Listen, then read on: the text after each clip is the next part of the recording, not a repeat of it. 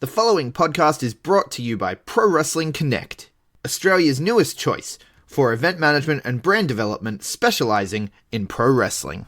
And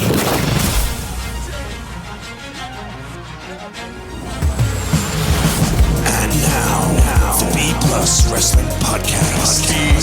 Watch global. Support local.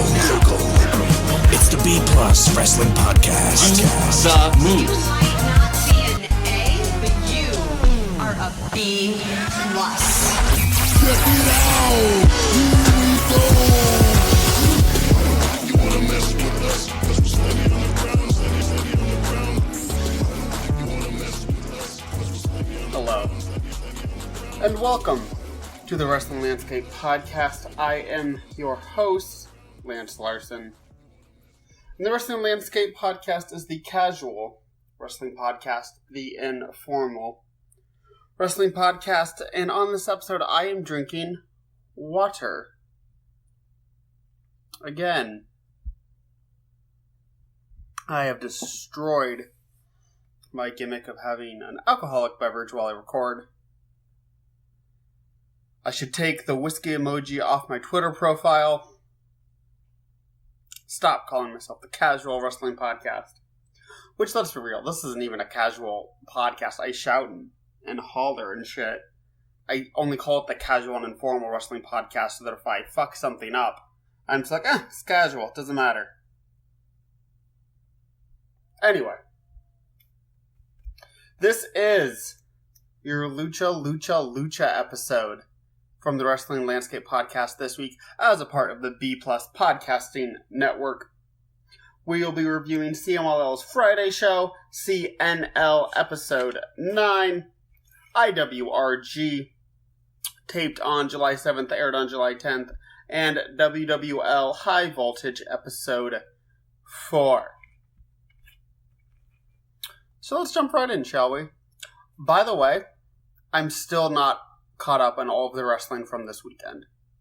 If you go Friday through Monday this past weekend, the amount of wrestling that occurred is absolutely insane.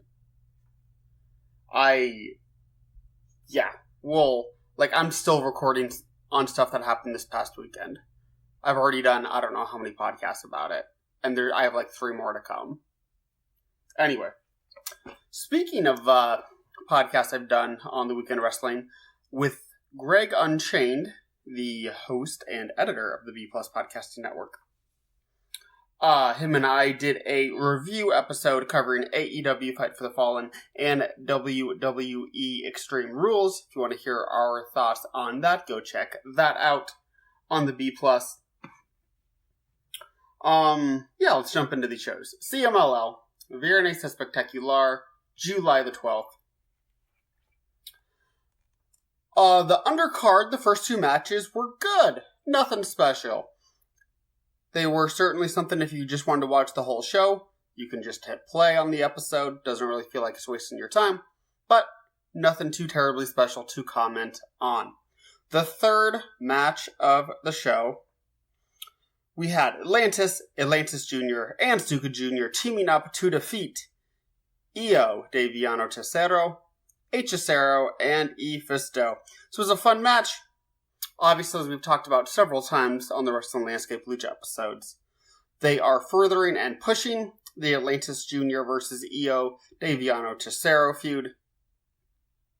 Because their dads, Atlantis and Viano Tercero, had an epic match in March of 2000, so they're trying to carry that feud on with their sons. I first heard this from Dave Meltzer, that they're pushing this feud with their sons because of that match from 2000, but it's one of those things that, even though he's the first person that pointed it out, if you're paying attention to Lucha Libre, if you didn't notice this by now, you're missing something. Because they are pushing it quite often.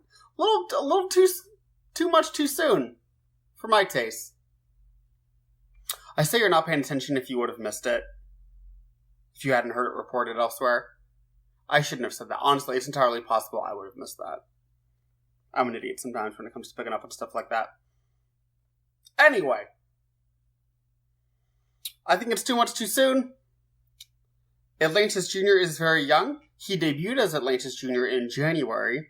I understand it's possible he could have wrestled as something else previously. I'm sure being the son of Atlantis, he had extensive and the finest training possible.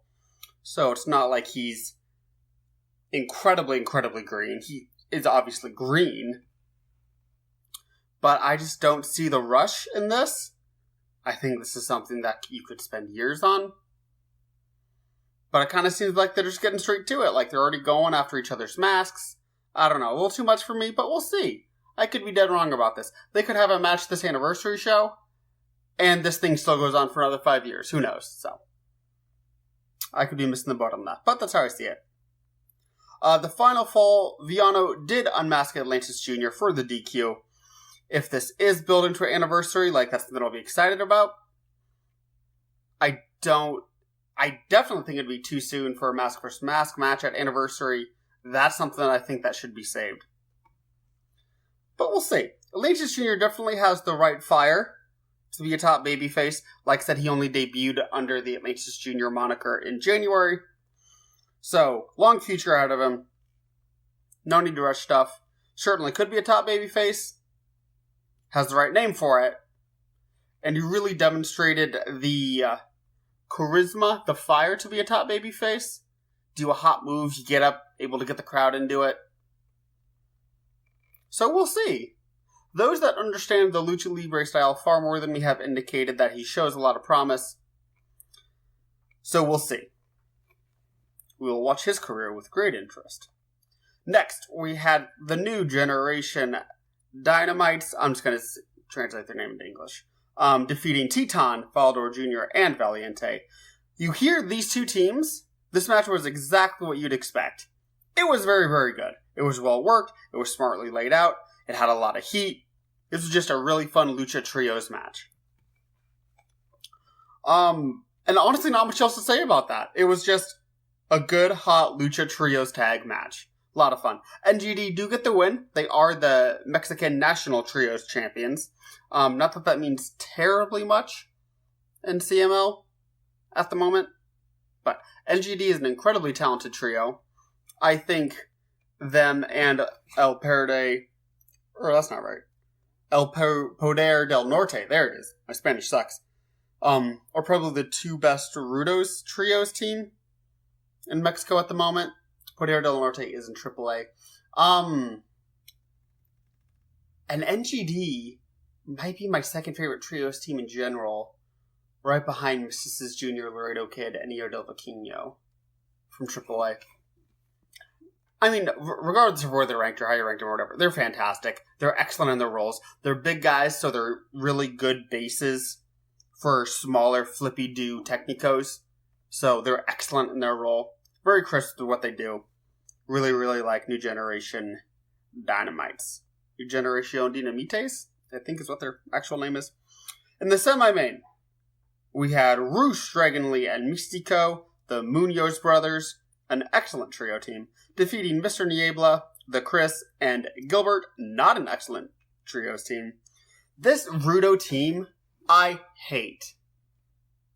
Like, so obviously Rush is a Rudo, but when he's teaming up with Dragon Lee and Mystico, and they're going against Niebla, Chris, and Gilbert, like, he's working a Technico. He's working as a Technico, even though he's a Rudo.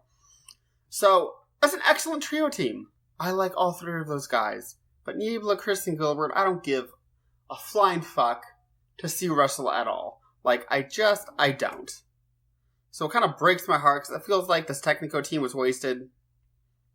Again, I know Rush isn't Technico, don't DM me about that shit. But it had a lot of heat. It had more heat than the work probably warranted. I'm sure a lot of that is due to Rush, because he's excellent. I did like the third act. I thought that was a little bit better with the work. So overall, the match was decent, not special. And again, I've said this a couple times when talking about wrestling from other cultures. They're not working for some smark in the middle of the USA that watches this on YouTube the next day.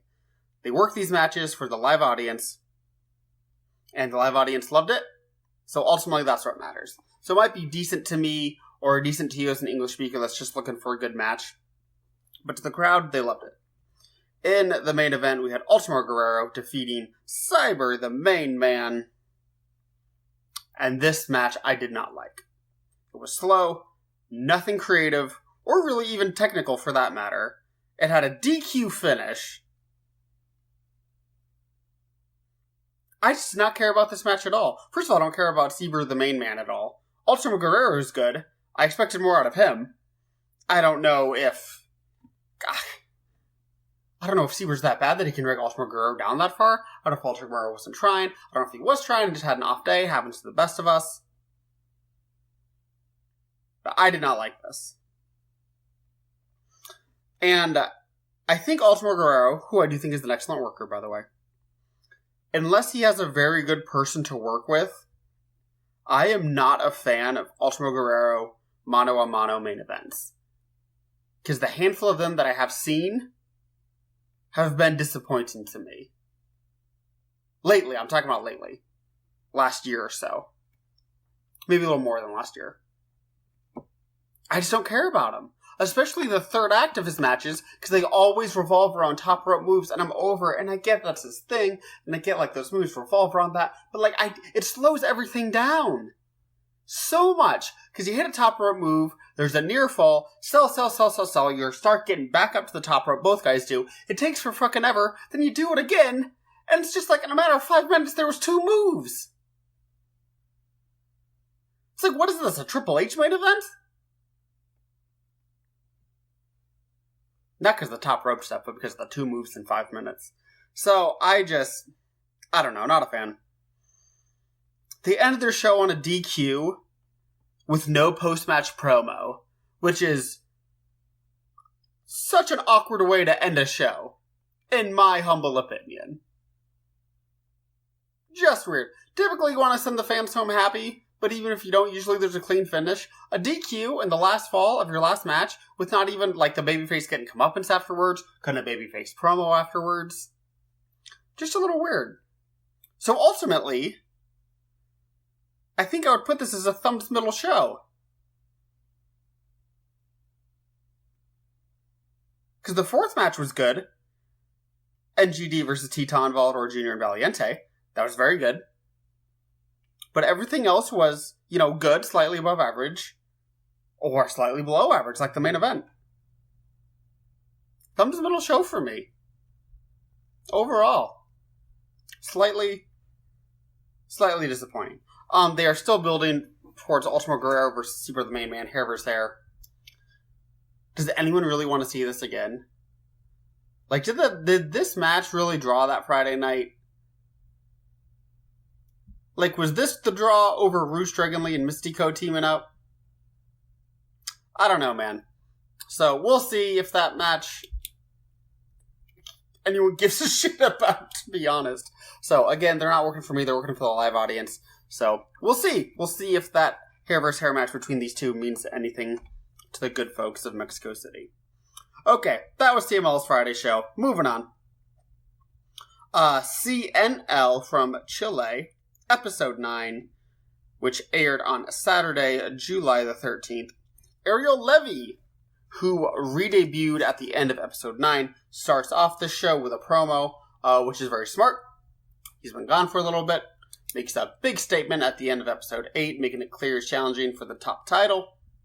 So you give him a promo to talk for a little bit. Goes over late 2018 matches, which is very smart. They don't normally start with an in-ring promo like this, especially one this long, which is also smart that they don't usually do that. But here, it was smart to do it. So I enjoyed that. Next, we had Herco Whiskey defeating Milo. Fine match, nothing special. Low blow for the win.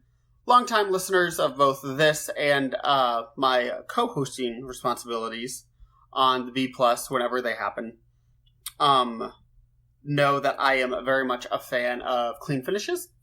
CNL does, I don't want to say a lot of not clean finishes, but they certainly have their share of heels getting wins via dirty tactics. But it usually works. And so again, talking about wrestling in other cultures, like, it works. They do a lot of attack angles, too, but it works. And so really that's all that matters. So unless they start seeing a dip in attendance or a major dip in YouTube viewership, which is very much a secondary, probably a tertiary metric, I can't say it's a bad idea. Like, it's typically more than what I would prefer in a wrestling match, but it works for this show, and it really doesn't even bother me that much, to be honest. So, I'm not going to complain. Plus, what they're doing with Herco Whiskey and Draco and S2S, like, they're doing everything they can to get him heat. So, ultimately, that's what matters. And they're getting it. It's working. It's working. Next, we had Engel, who was supposed to wrestle Nikki, which didn't happen because Alexandra, the number one contender for Engel's women's title, attacked Nikki before the match. And so Engel was like, let's do it. Let's have the title match now. And Alexandra's like, no. So that is scheduled for next week. I would presume it's the main event, unless there's another title on the line. It should be the main event. Just a side note about wrestling in general. If you're doing a show, and there's only one title on the line that night, that title match should be the main event. Otherwise, it might make your titles look a little secondary. So, that's how I view that. That's how I view wrestling. I look forward to that match. This match has been building for several weeks now. Honestly, probably a month or more. I haven't been keeping track of the weeks, but it's been going for a while. So I look forward to this blow-off. I expect Engel to win cleanly, because she's been presented so strongly. But we'll see. Also, wouldn't be surprised if Alexandra won. I'm actually, the moment I said that, I started second-guessing myself on my prediction. So, we'll see. We'll see. We'll see. Promotional consideration paid for by the following.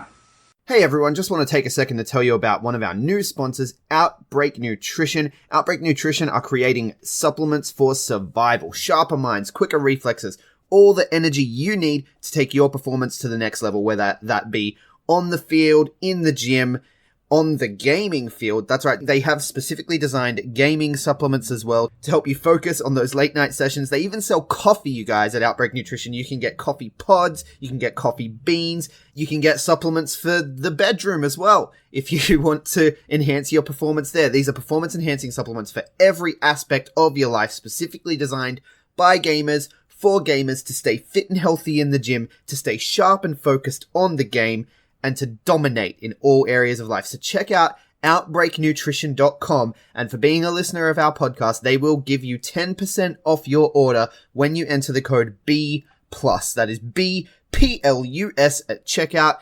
So make sure, if you want to stay on top of your game, if you want to take your performance to the next level, OUTBREAKNutrition.com, enter the code B+ at checkout. Hey guys, just a reminder, if you want to hear all of these wonderful B+ podcast episodes completely ad-free, make sure you head over to Patreon or Podbean, where we are the featured podcast this week. You can subscribe for as little as $1 a month up to $10 a month, where anything you want to help us with, it really helps out. It's going to help us grow the site. It's going to help us redesign some things, and everything that we get through this and through the advertising as well is all going straight back into the podcast so that we can get Aussie Graps out there for the rest of the world to hear about, for the rest of the world to see, so we can grow this mission of watch global, support local, and build indie wrestling.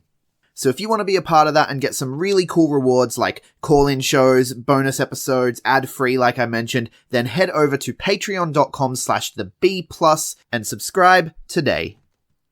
Next, we had Francis retaining the Metropolitan title over Adam Jones. This was a short match, but it was very solid. Clean finish. Decent work. Like the previous group I mentioned, S2S, Herco, Whiskey, and Draco attack afterwards, furthering S2S's chase for the Metropolitan title. Francis had some good, crisp offense in this match. Like I said, this furthers the Metropolitan feud, which I'm also looking forward to. I don't believe a date has been announced for when that title match will air, but I can't imagine it will be too much longer beforehand. Maybe another week or two of build and then the title match. That makes sense to me, just based on the pace of how they're building this title chase. I would expect S2S to get the title from Francis whenever this title match does happen. The way they've been booking this heel crew, that would make the most sense to me. What is next for Adam Jones after this? He has suffered some big-time losses. Maybe big time's not the right word. Prominent losses? So I'm curious to see what happens. because he's not really in either title hunt. Don't know if he'll be on TV for the next few weeks. I don't know where he goes. He's a solid worker, so I don't want him to get too lost in the shuffle. Like, still want him to get wins here and there. Don't want him to just become a job guy. But we'll see. Just eating some losses. It's a cycle of wrestlers that happens. Not burying him or anything. It's just what happens to mid-carders. In the main event, we had Ariel Levy defeating Rocket. This was a good match. It turned into a brawl, and they started brawling throughout the crowd. Levy hit him with a low blow to lead to the pin. So obviously, Levy had to win. This was his first match back in his return, so the finish was never in question. But he got the low blow, got the pin, firmly established him as a heel. Again, not a clean finish, but in CMLL, it just works for the heels. Like, the crowd's not turning on it, and unless they see business metrics turn down, I don't know if there's necessarily a reason to stop it. Maybe I'm giving too much leeway for being, it's a different culture, and I shouldn't assume what didn't work here in America won't work there. Maybe I'm leaving too much wiggle room there, but we'll see. Ultimately, it's still too many attack angles, too many not clean finishes for my taste. I think it's possible that can hurt certain finishes, but so far it's not, and we'll have to wait and see on that. And like I said, it's working. It's not like the crowd's apathetic about it. It's all working. Full speed ahead with Ariel Levy pursuing the national title off Engranaje Jack. Made that very clear. He's going for that title. He's got his first win here. That title match, I don't think we will see until August when they have a big show there. Their version of the Royal Rumble going on in August. So I'd assume that title match will be there. Because I think that's the whole show that's going to be aired live. So they would need a big match for that. And it seems like Ariel Levy would be the guy to challenge for the title on that night. So smart booking on their part. One last note from CNL. Eddie Vergara is visiting Australia this month. He is going to wrestle on Venom Pro Wrestling's show in Queensland. Also doing some seminars and such while down under. So we'll keep an eye on that, and good on him. Next, we're talking IWRG. Aired July the 10th. Taped July the 7th. Got some mixed thoughts on the show. So, the opener on the YouTube show, not the opener for the live crowd, so the third match for the live crowd opener for us, had Black Dragon, Dynamic Black, and Io del Alebrije defeating Dragonfly, Mosca, and Moreda via DQ. So, this match was fine. Some cool spots. Kind of a lame finish. But you gotta presume it's gonna be a rematch forward. Ultimately, nothing special. So I'm just gonna move on so I can talk about the stuff I want to talk about. Centurion and Fly Warrior defeated Terribles Cerebros and Fulgor 1 and 2 in a triple threat tag team match. This was an awesome match. I really, really liked this match a lot.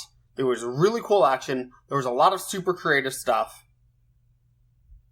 Like, one team had a guy up in the Doomsday, not Doomsday Destroyer, Doomsday Device. And the guy that was on top of the guy's shoulders just clotheslined the motherfucker that jumped at him from the top rope, and then he poison rotted the guy whose shoulders he's sitting on. It's just like, fuck! That was kick-ass! So just a lot of cool spots like that, a lot of creativity. Kind of sloppy, most IWRG is, but it wasn't sloppy enough that it hurt the match, and it was just go, go, go with cool action. So I really enjoyed this match. This is one of my more favorite matches from IWRG that I've seen. The little bit that I have seen from this Mexican indie company. For those of you that don't know. There were some scary head bumps in it. Ones that made me cringe a little bit. Hope everyone's okay. Unless it was something super duper serious, it's probably not something us English speakers would get a report on. So, hope everyone's okay. Next we had an 8-man tag. Los Master Juniors defeating Infierno Eterno. That trio team that teamed with Diva Salvaje. I have very mixed feelings about this match. It was very odd. So it started super grapply, and it escalated into a bloody brawl. We got two mofos bleeding towards the end.